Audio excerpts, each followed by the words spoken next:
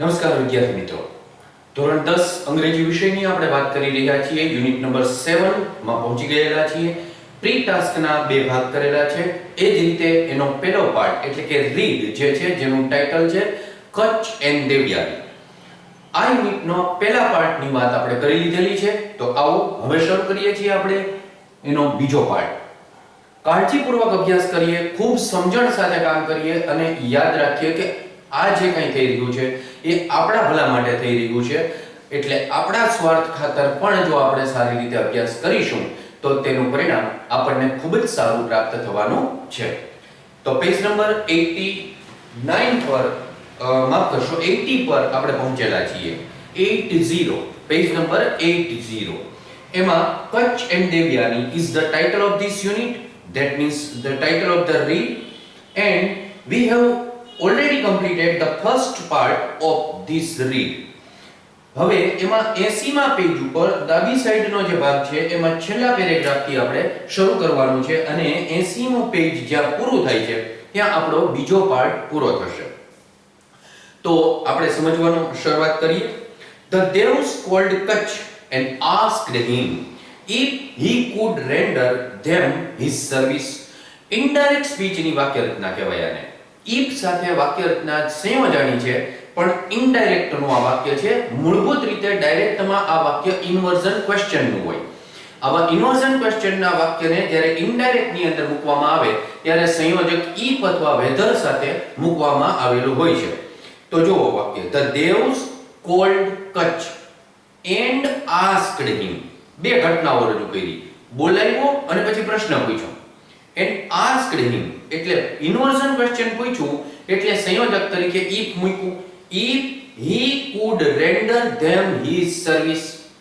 હવે જો આ વાક્ય છે એ અહીંયા મૂકવામાં આવ્યું. The Devs called Kutch and asked him if he could render them his service. સૌથી પહેલા to render, RENDER, to render એટલે મદદરૂપ થવું. આ વર્બ કહેવામાં આવે.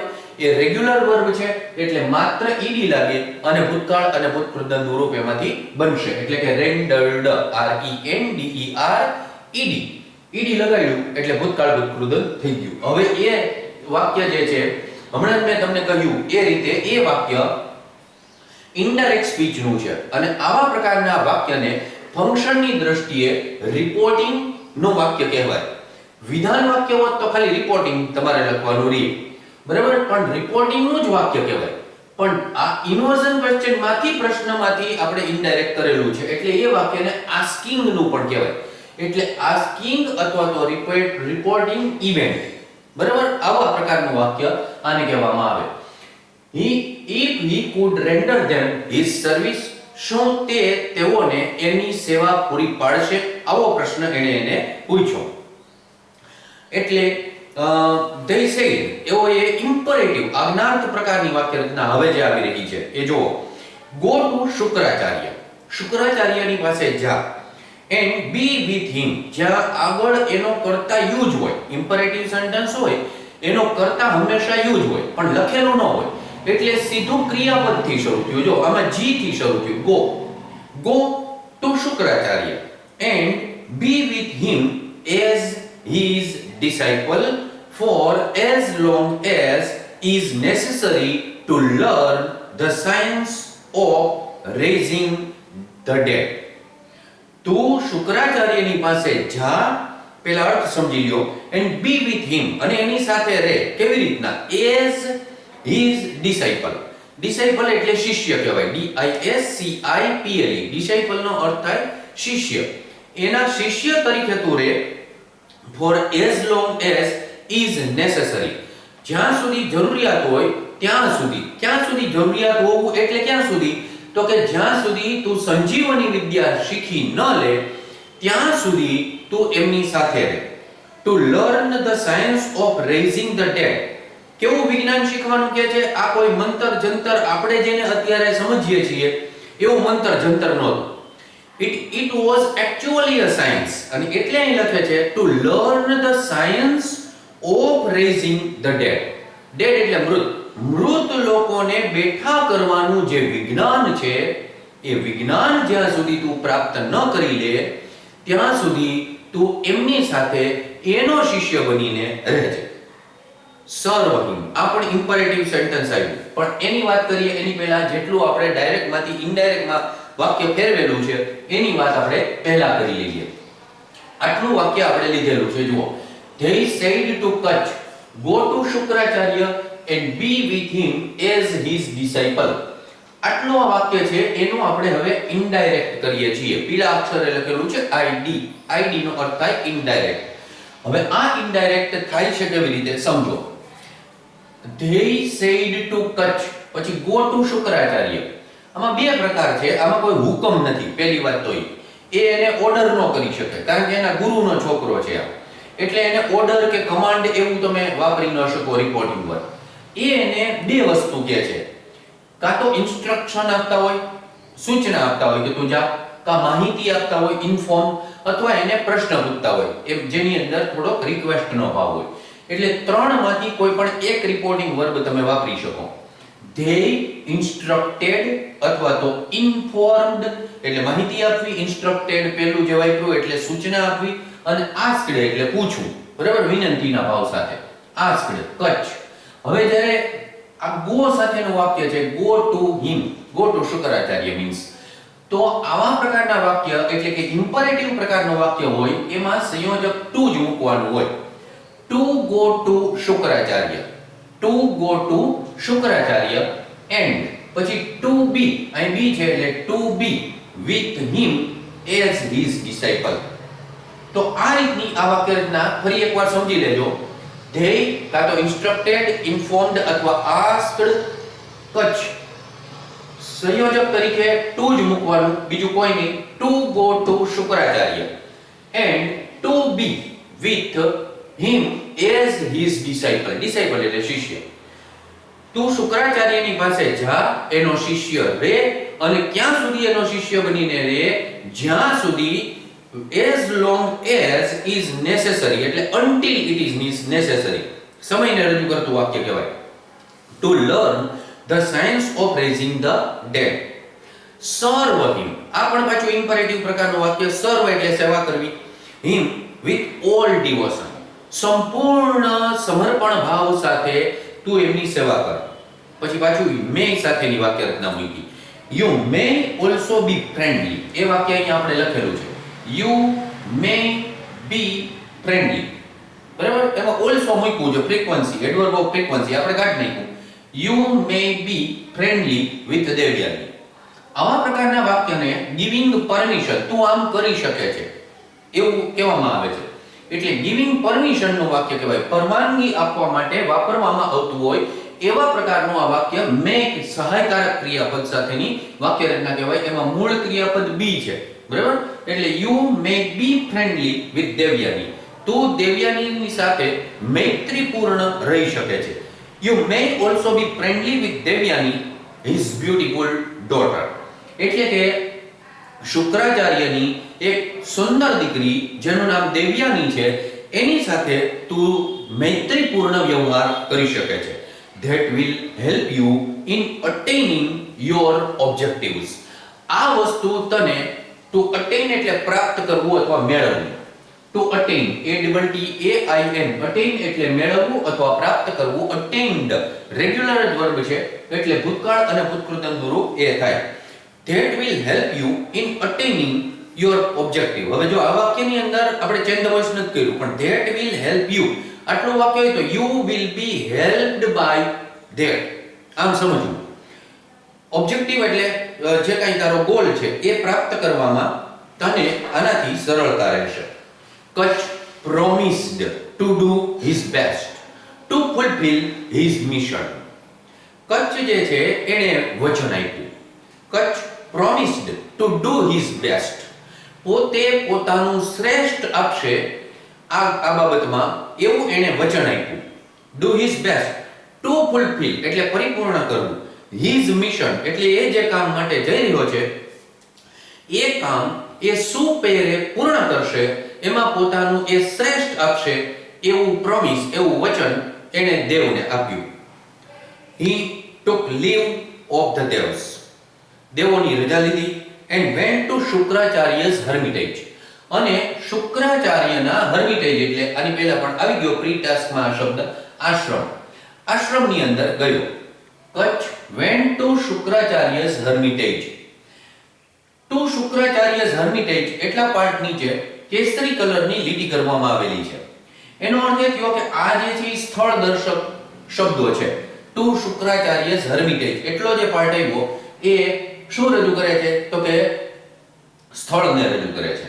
આવા પ્રકારના સ્થળ જ્યારે માંગવામાં આવેલા હોય તો પ્રશ્ન શેનાથી બનવો જોઈએ તો કે વેર થી બનવો જોઈએ, જ્યાં અહીંયા બનાવવામાં આવેલો છે. એટલે પ્રશ્ન છે વેર ડીડ કચ્છ ગો. ભૂતકાળનું વાક્ય છે વેન્ટ. વેન્ટમાં મૂળ ક્રિયાપદ કહેવાય ગો. ઘણા ખરાને હવે ખબર પડતી હશે. એટલે ભૂતકાળનું વાક્ય એટલે ડીડ થી પ્રશ્ન બનાવવામાં આવ્યો. Where did Kutch go. આ રીતે પ્રશ્ન બને. આવા આપણને 3 માર્કના પ્રશ્નો પરીક્ષાની અંદર પૂછવામાં આવે છે. અત્યારની પેપર સ્ટાઇલ મુજબ 10મા અને 12મા ધોરણ એટલે બંને બોર્ડની એક્ઝામમાં આ પ્રકારના પ્રશ્નો આપણને પૂછવામાં આવે છે. 4 માર્કના 3 માર્કના એવા પ્રશ્નો આપણને પૂછાય છે. 100 માર્કનું પેપર હોય તો 4 માર્કનું પૂછાય છે અને આપણું 10માનું જે પેપર હોય છે એ 80 ગુણનું હોય છે અને એટલા માટે 3 માર્કનું એ આપણને પૂછવામાં આવે છે. એટલે કાળજી રાખીએ તો આપણને સમજાય જાય. તો કહે છે કે કચ્છે વચન આપ્યું કે હું તમારી તમામ જે મિશન ઉપર તમે મને મોકલી રહ્યા છો એ પરિપૂર્ણ કરીશ. He took leave of the દેવસની એને રજા લીધી and went to શુક્રાચાર્ય's hermitage. અને શુક્રાચાર્યના હર્મિટેજ એટલે આશ્રમમાં પહોંચ્યો. The great sage કહેવાય. SAGE સેગે એટલે સંત, ઋષિ.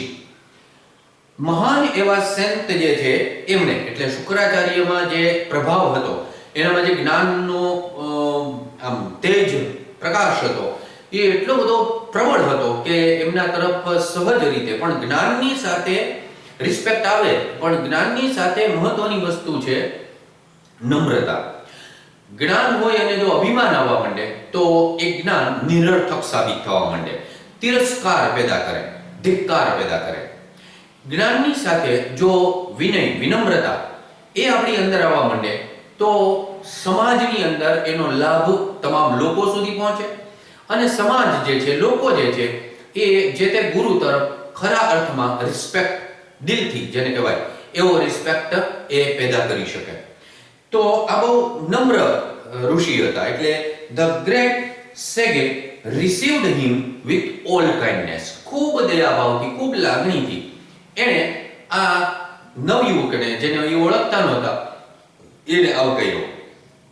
કચ્છ આવીને કહે છે, ઓ ગ્રેટ ટીચર, હે મહાન શિક્ષક, આઈ એમ કચ્છ, હું કચ્છ છું, ધ સન ઓફ બૃહસ્પતિ. કોઈ વસ્તુ છુપાવવાની હતી જ નહીં. કચ્છ પોતે કોણ છે એ એને આઈડેન્ટિફાઈ કરી દીધું. એની સામે બિલકુલ કિતાબ ખુલ્લી મૂકી દીધી જેને કહેવાય.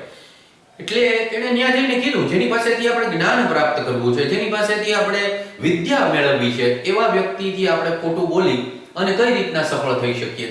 એટલે એણે તુરંત જે પોતે હતો એ કહી દીધું, બૃહસ્પતિનો હું દીકરો છું and I want to B your student, અને હું તમારો શિષ્ય બનવા માંગુ છું. વાય?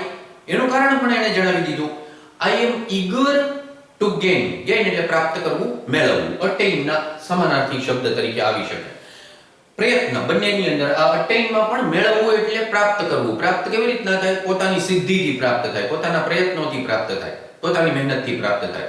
એમ આની અંદર પણ ટુ ગેઇન એટલે પોતાની મહેનતથી પ્રાપ્ત કરવાની વાત છે. I am eager to gain. જો ટુ બી ઈગર ટુ નું આપણે સ્પેલિંગ લખો છે. To be eager to, to be eager to એટલે ને માટે ઉત્સુક કે આતુર હોવું. અને પહેલાનો જે પાઠ હતો આઈ લવ યુ ટીચર, એની અંદર પણ હેલન કેલર જ્યારે વાત કરતા હતા કે there were many hurdles or problems in my way but I was eager to overcome them, એવું એક વાક્ય આની અંદર આવતું હતું. તો એ ટુ બી ઈગર ટુ એ પાછું અહીંયા આવેલું છે. ને માટે ઉત્સુક અથવા તો આતુર હોવું, ફ્રેઝલ વર્બ કહેવામાં આવે એને. was eager to એટલે ટુ બી નું ભૂતકાળના બે રૂપ હોય, was અને were, પણ આપણે એક જ લખતા હોય was eager to, અને ભૂતકૃદંતનું એક જ રૂપ BEEN been eager to. તો આ રીતે એ પાસ્ટ પાર્ટિસિપલ નું રૂપ બને. હું તમારી પાસેથી I am eager to gain knowledge of Sanjeevani Vidya at your feet. તમારા ચરણોમાં રહી અને હું સંજીવની વિદ્યા પ્રાપ્ત કરવા માંગુ છું. પોતાનો એમ જે છે, ગોલ છે, એ પણ એણે રજૂ કરી દીધો. એટલે કોઈ પણ શિષ્ય એ પોતાના લક્ષ્યની અંદર જો સ્પષ્ટ હોય કે મારે આ પ્રાપ્ત કરવું છે અને એટલા માટે હું આ પ્રયત્ન કરું છું. આપણે ઘણી બધી વાર ક્રિટિસાઇઝ કરતા હોય કોઈ વિદ્યાર્થીઓને, પણ એક ધારો કે કોઈ વિદ્યાર્થી છે એ ડોક્ટર બનવા માટેનો પ્રયત્ન કરે છે, કોઈ એન્જિનિયર બનવા માટેનો પ્રયત્ન કરે છે, કોઈ પ્રોફેસર થવા માટેનો પ્રયત્ન કરે છે, કોઈ ટીચર બનવા માટેનો પ્રયત્ન કરે છે, તો એની પાસે એટલીસ્ટ એનો એક ગોલ તો નક્કી છે કે મારે આ બનવું છે અને એ મુજબ એ મહેનત કરે છે. એટલે તમારી ચોઈસ જે છે એ પરફેક્ટ હશે તો તમને ખબર પડશે તમે તમારા ગોલની અંદર સુનિશ્ચિત હશો તો તમે એ દિશામાં તો એટલીસ્ટ કામ કરશો કે આમ કરાય. જેણે બેંકમાં સર્વિસ કરવી છે એ માણસ જે છે એને એટલી તો ખબર પડી ગઈ કે મારે બેંકમાં જ નોકરી કરવી છે, તો એ કોમર્સ રાખશે 11માં, એ દિશામાં કામ કરશે, બીબીએ કરશે કે જે કરશે એ બીકોમ કરશે, એમકોમ કરશે, એના ફિલ્ડનું કામ કરશે અને પછી એની જ એક્ઝામ આપશે. મતલબ કે હેફેઝાર્ડ થિંકિંગ કરતા એક ટાર્ગેટેડ થિંકિંગ જે છે એ વધુ ઉચિત છે. બરાબર? તો એ પાછો એક મોટિવેશનલ વાત થઈ ગઈ કે તમારા જીવનની અંદર તમે શું બનવા માંગશો ને એના માટે તમારે શું કરવું જોઈએ. એ એક અલગ આખી સ્પીચનો મુદ્દો છે, એની અત્યારે આપણે વાત નથી કરવી. પણ આની પાસે પોતાના ગુરુને જે કાંઈ હતું એ સ્પષ્ટ કહેવાનું હતું કે હું બૃહસ્પતિનો દીકરો છું, હું તમારી પાસે શિષ્ય બનીને આવ્યો છું અને મારે સંજીવની વિદ્યા શીખવી છે. That's all. આ ટાર્ગેટ, આ ગોલ એણે એની સામે રજૂ કરી દીધો. Wow, are you the son of Brihaspati? asked Shukracharya. Shukracharya was actually surprised કારણ કે બૃહસ્પતિ પણ મહાન ગુરુ હતા. એનો દીકરો શુક્રાચાર્યની પાસે ભણવા આવે એટલું ખેલદિલી કે શુક્રાચાર્યને બહુ આનંદ થયો કે એક એવા જ મહાન ગુરુનો દીકરો પોતાની પાસે ભણવા આવેલો છે. એ વાક્ય અહીંયા લખેલું છે, Shukracharya said to him, are you the son of Brihaspati? Indirect માં આપણે વાક્ય ફેરવી રહ્યા છીએ. શુક્રાચાર્ય રિપોર્ટર છે એટલે શુક્રાચાર્ય asked him. શુક્રાચાર્ય પ્રશ્ન પૂછે છે એટલે રિપોર્ટિંગ વર્બ જે છે એ said to નું asked માં રૂપાંતરિત થઈ જાય. asked him સંયોજક તરીકે વાપરો if. if you are, હવે વિધાન કેમ કરવાનું? આ ઉલટા કરવાનું, બીજું કાંઈ નહીં. you are the son of Brihaspati, આ વિધાન થઈ ગયું.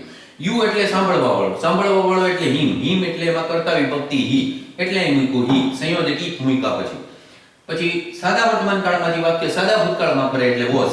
if he was the son of Brihaspati, જેમ છે એમને મૂકી દીધું. if he was the son of Brihaspati is the indirect of are you the son of Brihaspati. તો એણે પ્રશ્ન પૂછ્યો, કહો તું બૃહસ્પતિનો દીકરો છો? if so, અને જો એમ જ હોય તો what can I teach you that your father can't?